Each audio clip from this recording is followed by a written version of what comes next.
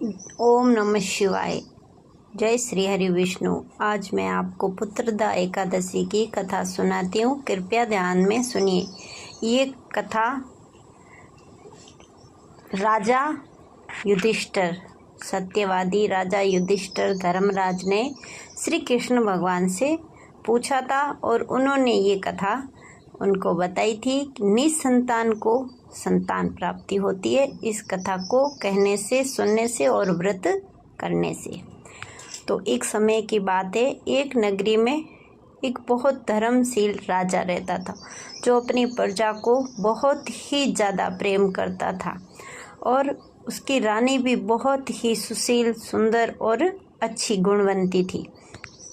परंतु उन दोनों को एक ही कष्ट था, उनके यहाँ कोई पुत्र नहीं था।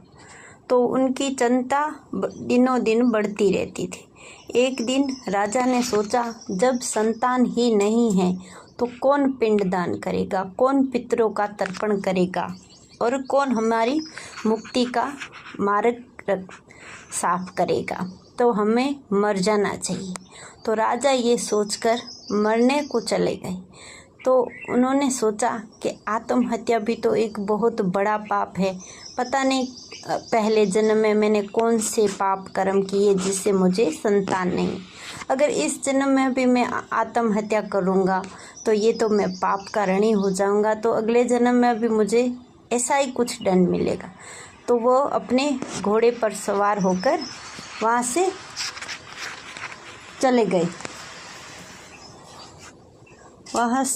गए और वो घने जंगल में गए। तो उन्होंने देखा एक हाथी अपने पूरे परिवार के साथ आनंद से विहार कर रहा है। थोड़े आगे चलने पर उन्होंने देखा एक हिरन अपने परिवार के साथ मज़े कर रहा है। थोड़े आगे चलकर देखा तो उन्हें पक्षी, पशु सब परिवार के साथ ही मिले। उन्होंने सोचा, ये तो बहुत अच्छा शगुन होता है। परिवार सामने आए तो बहुत ही अच्छा शगुन होता है। जो भी मेरे सामने आता है सब परिवार सहित आता है। अब देखो आगे चलता हूँ क्या होता है। तो वो ऐसा करते करते बहुत दूर निकल गए। तो अब उनको बहुत ही ज़्यादा प्यास लगी और भूख भी लगी और उन्होंने एक तालाब देखा, सरोवर। तो वो वहाँ पर उतर गए अपने घोड़े से और पानी पीने लगे। तभी उसमें भी हंस परिवार के साथ और उनके दाएं अंग फड़फड़ाने लगे। उन्होंने कहा, ये तो अच्छा संकेत है, ये तो शुभ संकेत है। फिर जैसे ही उन्होंने पानी पिया राजा ने, और जैसे ही उन्होंने पीछे मुड़ के देखा तो उन्हें एक महर्षि का आश्रम दिखाई दिया। तो उन्होंने कहा, भला भगवान, ये पहले तो यहाँ नहीं था, चलो चलते हैं, गुरु का आशीर्वाद लेते। तो वो गुरुदेव का आशीर्वाद लेने गए और वहाँ पर बहुत सारे ऋषि बैठे थे। उन्होंने सब ऋषियों के चरण पखाले और सबसे आशीर्वाद लिया। तो सबने आशीर्वाद दिया और राजन ने पूछा कि गुरुदेव, मैं आपकी क्या सेवा कर सकता हूँ। तो बोले, हमारी सेवा कुछ नहीं, हम तो यहाँ इसी सरोवर में स्नान करने आए हैं, क्योंकि कल पुत्रदा एकादशी श्रावण की शुक्ल पक्ष की एकादशी है। तो हम इस दिन इसी सरोवर में स्नान करेंगे और फिर हमारा व्रत है। तो बोले, गुरुदेव, इस व्रत को करने से क्या पुत्र मिल सकता है? तो मुझे भी आशीर्वाद दीजिए। क्या? हाँ राजन, ये करने से सारे कष्ट मिट जाते हैं।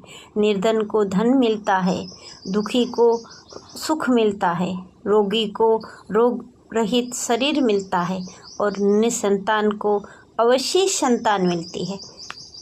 तो ठीक है, उन्होंने संकल्प किया और वापस घर आ गए।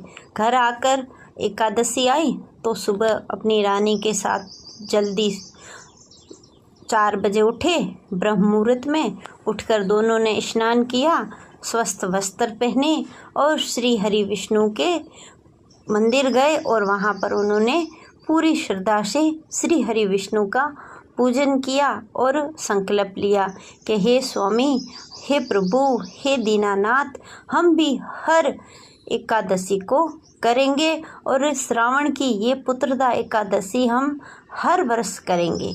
और ऐसा संकल्प करके उन्होंने बड़ी श्रद्धा भाव प्रेम से व्रत रखा और 12 के दिन उन्होंने उसका उद्यापन किया, बड़े आदर से ब्राह्मण को भोजन करवाया, दान दक्षिणा दिया और फिर स्वयं दोनों ने भगवान को प्रसादी अर्पित करके फिर व्रत खोला और उनकी इच्छा श्री हरि ने मान ली और उनकी इच्छा पूरी होने लगी।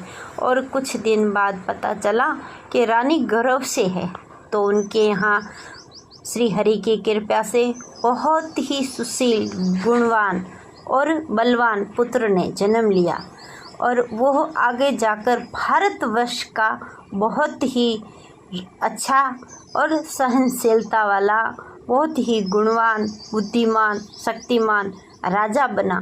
तो पुत्रदा एकादशी जो करता है, जो सुनता है कथा, जो सुनाता है, वो सारे सुख भोग कर अंत में श्री हरि के वैकुंठ धाम को जाता है। मेरी कथा आपको पसंद आई है तो प्लीज़ लाइक कीजिएगा और सुनिएगा, सुनाइएगा और कमेंट में जय श्री हरि विष्णु, जय श्री हरि विष्णु लिखना ना भूलिएगा। तो बोलिए जय श्री हरि विष्णु की जय हो।